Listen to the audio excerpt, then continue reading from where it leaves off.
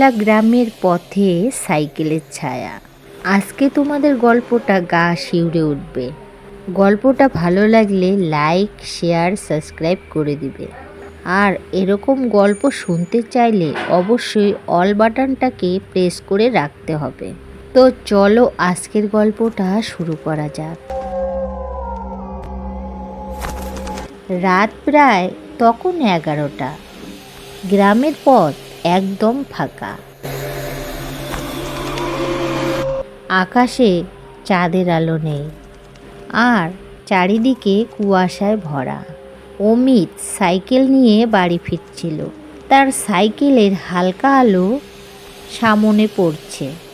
কাঁচা রাস্তা, আর রাস্তাটাও ফাঁকা, শুধু চাকার ঘর্ষণের শব্দ। হঠাৎ কোথা থেকে একটা ঠান্ডা বাতাস বয়ে এলো। অমিত ভয় পেয়ে একটু কেঁপে উঠল। সে পিছনের দিকে তাকালো, কিন্তু সেখানে কেউ নেই।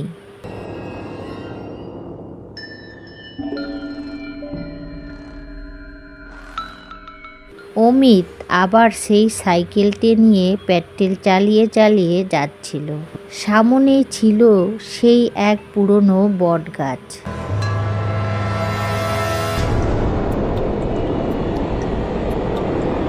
যেটা নিয়ে গ্রামের সবাই ভয় পায়। রাত হলে কেউ ওই দিক দিয়ে যায় না, কিন্তু অমিত এসব কথা জানে না, তাই এগিয়ে চলছে।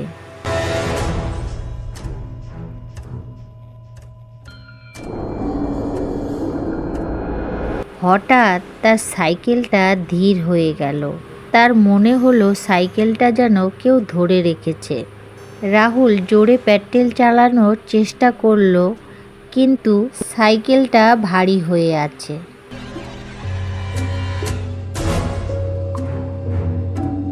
পেছন থেকে কারো নিঃশ্বাসের শব্দ। অমিত থেমে গেল। সে বলল, কে কে কে ওখানে? অমিত অনেক চিৎকার করলো, কিন্তু কোনো উত্তর পেল না।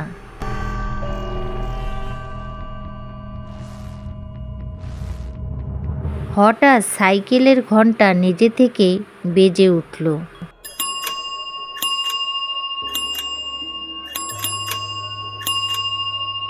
সেটা শুনে অমিতের হাত পা কাঁপতে লাগলো।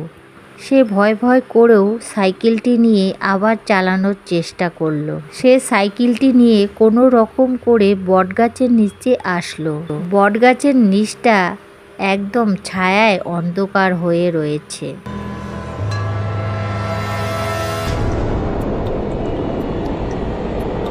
হঠাৎ সে দেখলো বটগাছের নিচে আর একটা সাইকেল দাঁড়িয়ে, কিন্তু কেউ নেই তাতে। অমিত দেখতে পেল সাইকেলটা নিজে থেকেই দুলছে।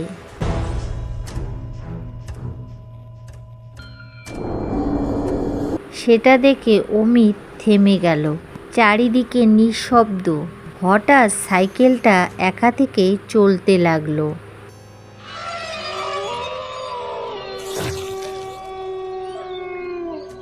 এসব দেখে অমিত ভয় পেয়ে গেল। সে পিছিয়ে গেল। সে দেখতে পেল নিজের সাইকেলটিও কাঁপছে। হঠাৎ পিছন থেকে একটা ঠান্ডা হাত অমিতের কাঁধে। সে সঙ্গে সঙ্গে ঘুরে তাকালো। সে দেখল কেউ নেই।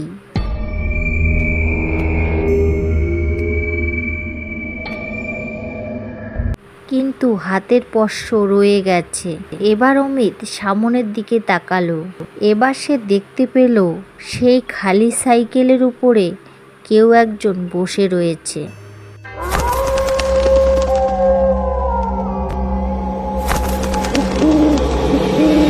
সাদা কাপড় পরে রয়েছে, মুখটাও ঠিকঠাক দেখা যাচ্ছে না।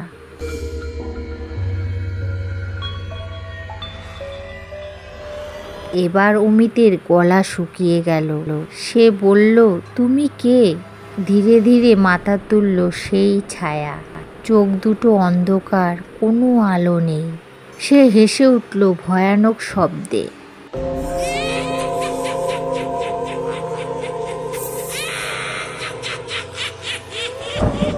সে সে বলল, আমার সাথে চল।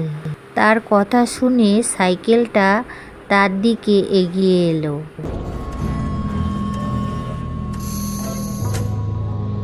অমিত ভয় পেয়ে পেছাতে লাগলো।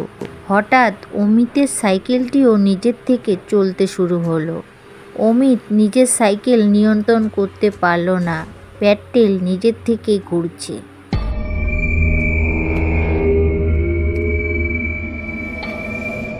অমিত ভীষণ ভয় পেয়ে চিৎকার করছিল, আমাকে বাঁচাও, বাঁচাও, বাঁচাও আমাকে। কেউ নেই আশেপাশে অমিতকে বাঁচানোর জন্য। সে দেখতে পেল দুটো সাইকেল একসাথেই চলছে। একটাতে ছিল অমিত আর একটাতে সেই ছায়া।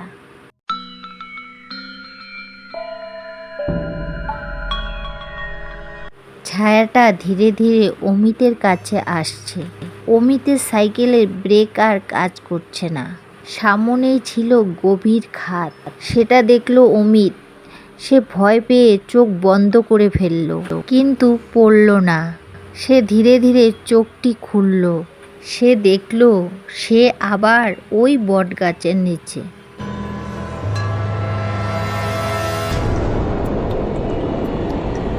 সব কিছু থেমে গেল।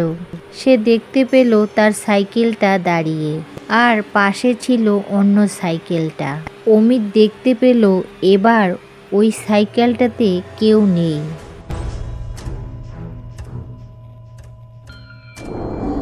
হঠাৎ আবারও ফিসফিস, ফিরে যা, ফিরে যা, ফিরে যা এখান থেকে।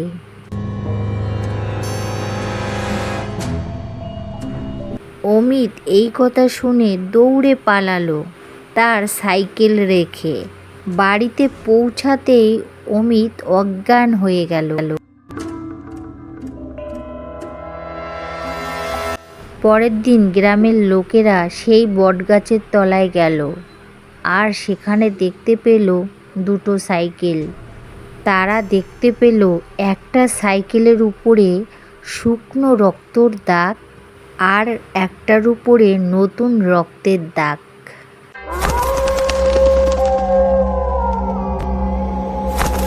কিন্তু সাইকেলের কোনো মালিক নেই। আর সেই দিন থেকে ওই পথে রাত হলে কেউ কখনো যায় না। আর রাত হলে শোনা যায় সাইকেলের সেই ঘন্টার আওয়াজ।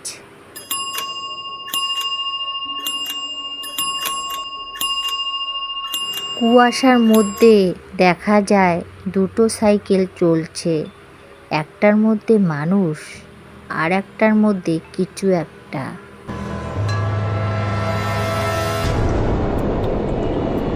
সে একলা প্রতীক খোঁজে অন্ধকারে নিয়ে যাওয়ার জন্য।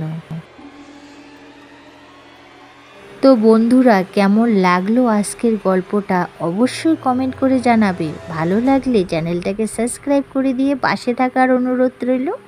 যে সকল বন্ধুরা এই কাজটা করে রেখেছো তাদের জানাই অনেক ধন্যবাদ। আবারও দেখা হবে নেক্সট গল্পতে। ততক্ষণ পর্যন্ত বিদায় নিচ্ছি, টাটা।